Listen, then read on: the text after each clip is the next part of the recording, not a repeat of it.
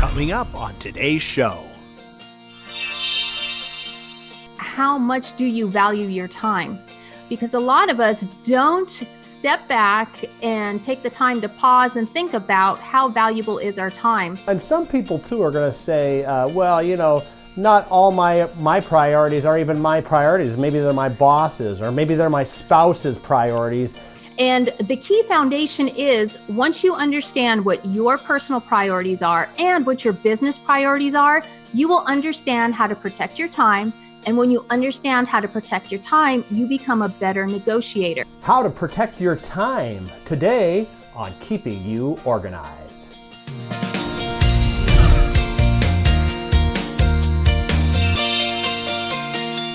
Hello, welcome to Keeping You Organized, and we know your time is precious. So we are going to get to the point today because today's podcast is all about how to protect your time. You know, we get demands from everybody, from every angle, work, home, but how do we keep that those boundaries? How do we protect our time? And we've brought in Helene Segura from HeleneSegura.com. Welcome back to Keeping You Organized. Thank you so much, John. I'm always glad to be here. Well, we love having you here because we know you have a lot of different things going on in your professional organizing and your book writing business. And actually, today's topic comes out of one of your books. Is that correct?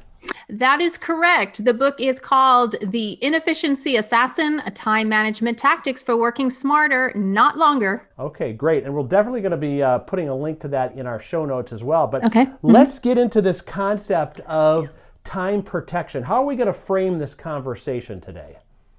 Well, we need to frame it as first understanding how much do you value your time? Because a lot of us don't step back and take the time to pause and think about how valuable is our time. We might value objects or we might value experiences, but how often do we ask ourselves, how valuable is this time to me? This time for myself or the time that I'd like to spend with my kids or my family? So we need to look at it from the viewpoint of my time is valuable and therefore I need to protect it.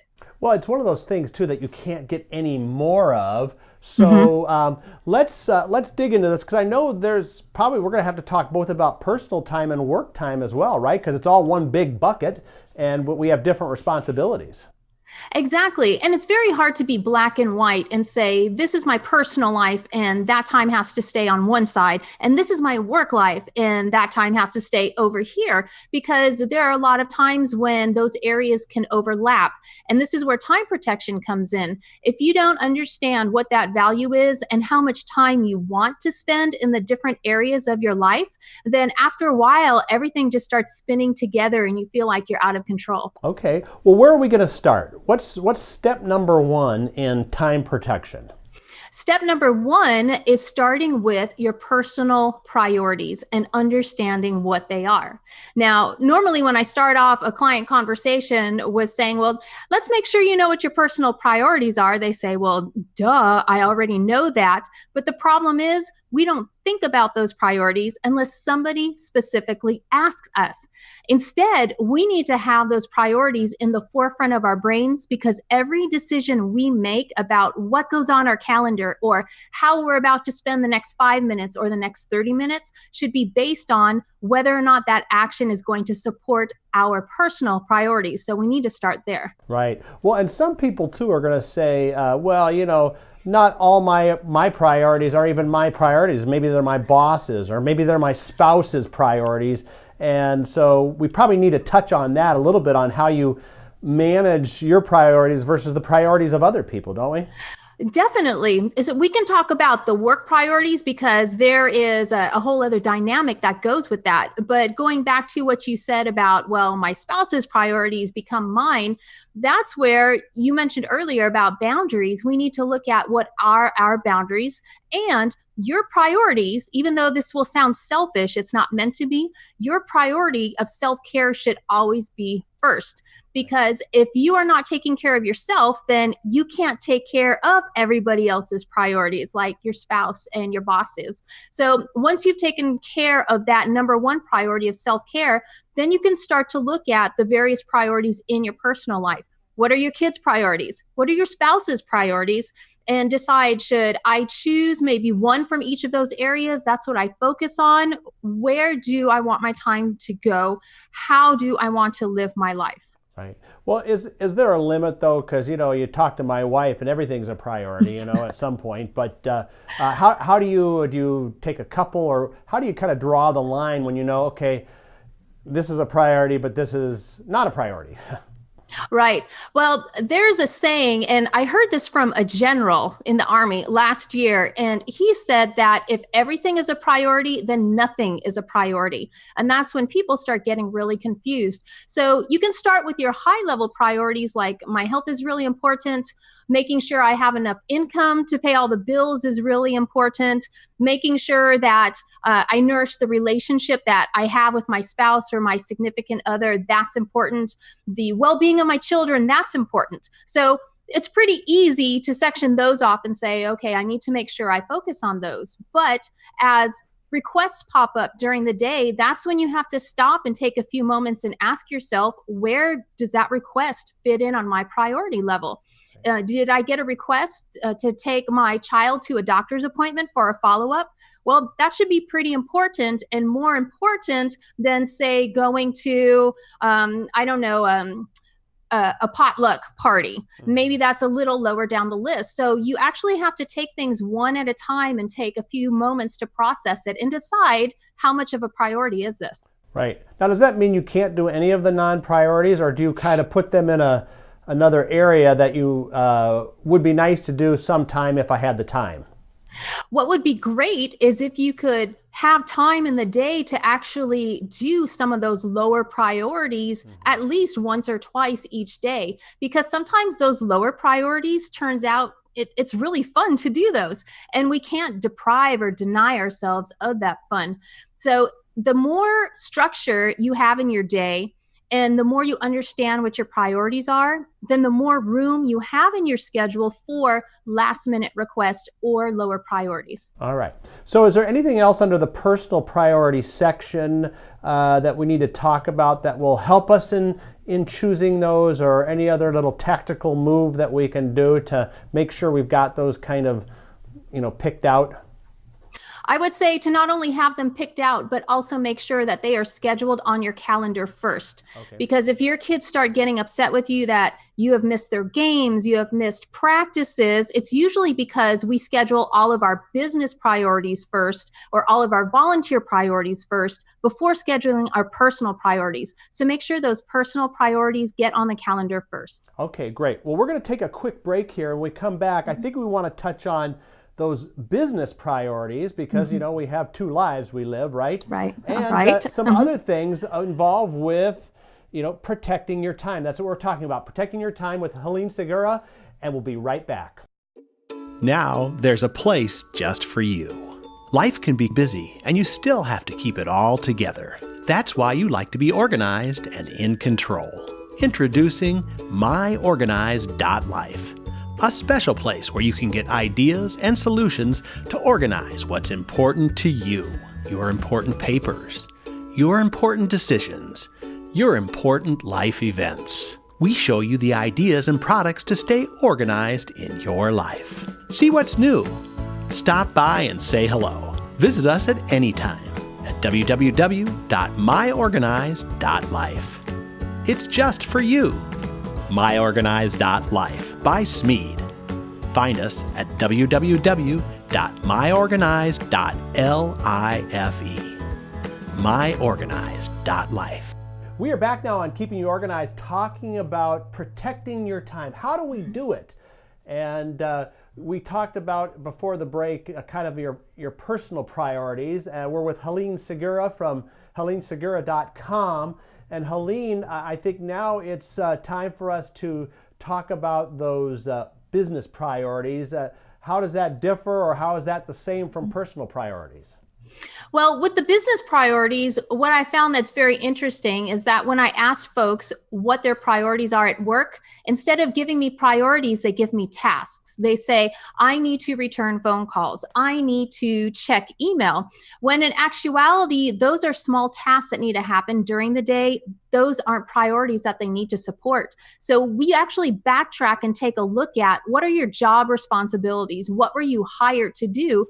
So we can figure out what those work priorities are, because most of the time what they figure out is they are spending the majority of the time on low-hanging fruit instead of going after those high priorities. Okay, so let's talk, how do we do that? How do we start sorting those out and making sure we have the top ones? If you're not already sure, one place to look at is the job description, the job posting that you answered when you first applied for that job. Now, if you applied for that job years and years and years ago, you probably don't have that posting anymore. So what you can do is go to your employee evaluation, because your employee evaluation is supposed to grade you on different elements of the work you're supposed to be doing. And those elements should be able to tell you what your priorities are. If you're in customer service, then there should be some kind of benchmark you need to hit for making sure customers like your services. If you're in sales, there's a benchmark you need to hit for revenue. So you look at that employee evaluation, and that is going to help you determine what those priorities are. Okay. Now, we touched on this earlier in the first half when we indicated that sometimes other people's priorities, maybe your bosses, become yours. How do you kind of manage that when it almost seems like it's too much? This is where negotiation comes in. So you have to learn how to be a good communicator. And the key foundation is, once you understand what your personal priorities are and what your business priorities are, you will understand how to protect your time. And when you understand how to protect your time, you become a better negotiator, because you'll be able to say something to your boss like, thank you very much for giving me this project. I understand you want it today by 5 p.m. I have these 3 other projects that I am working on for you. Which one do you want first? Because this is how long each one will take. So if you understand what those high priorities are that you need to get done for the boss, you will then be able to negotiate. So while your boss comes up and says, oh, I need this right now because he or she thinks it's an emergency or priority, you will have the knowledge to be able to negotiate and rearrange some of those timelines your boss might want. Well, how about when work and personal overlap a little bit? You know, maybe it's 4 in the afternoon, you're done at 5, and your kid's got a softball game, and your boss comes in and says, you got about an hour left, or, how do you kind of navigate things like that? Is that still the negotiation? Yes. Although ideally what you would want to do is let your boss know ahead of time, this is my schedule for the week. I'm still putting in my hours. I'm getting in all the projects, but on Tuesday and Thursday, I will be leaving at 4 o'clock to go to my child's games. And if you are in an understanding work environment, then there shouldn't be a problem. However, if you start noticing a pattern that your boss is always coming in and making requests, even though that boss knows that you're supposed to be leaving for a family event, that's when you sit down for negotiation time and figure out, okay, boss, I'd like to talk to you about this. I'd let you know ahead of time. So how much warning do I need to give you in order to have this time off?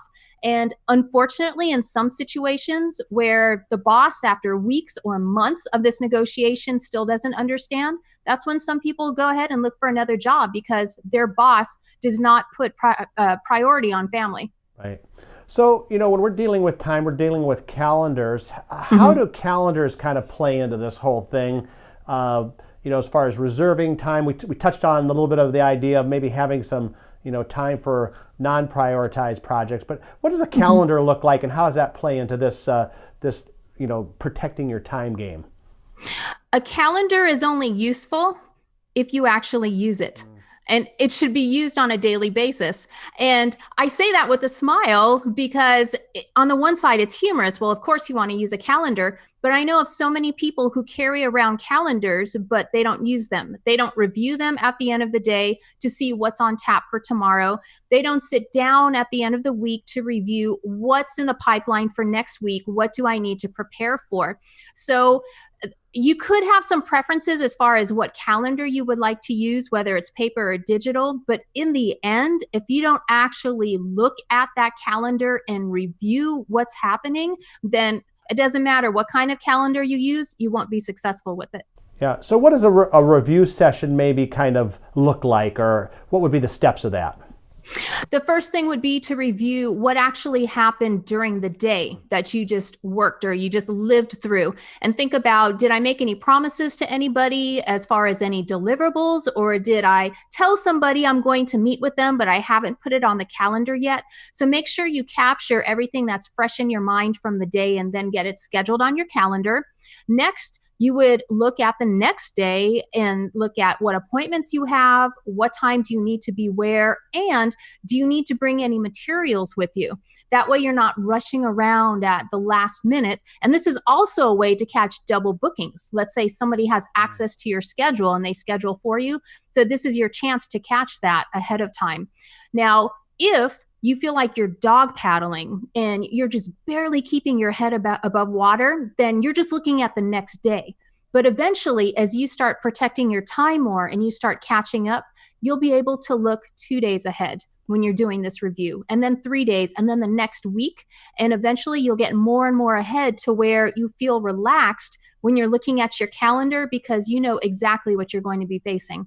Awesome, awesome. So we've covered personal priorities, we've covered business priorities, we covered how important the calendar is. Anything else we want to touch on before we wrap up here?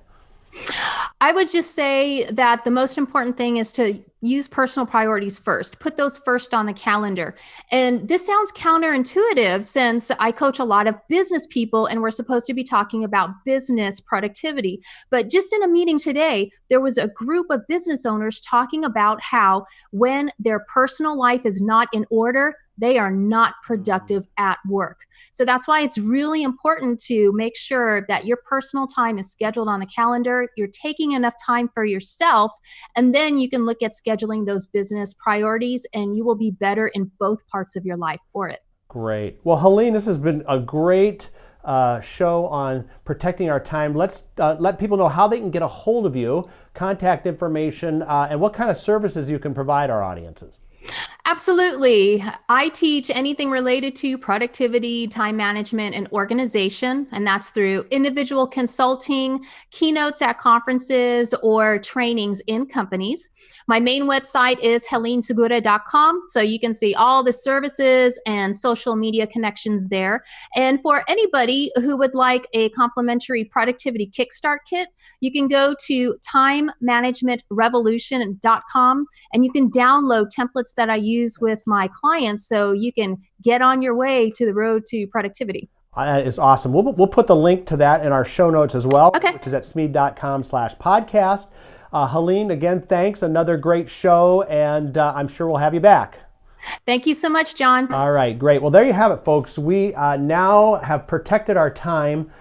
We know what we're doing, and then make sure on your calendar is a schedule that says come back for our next episode of Keeping You Organized.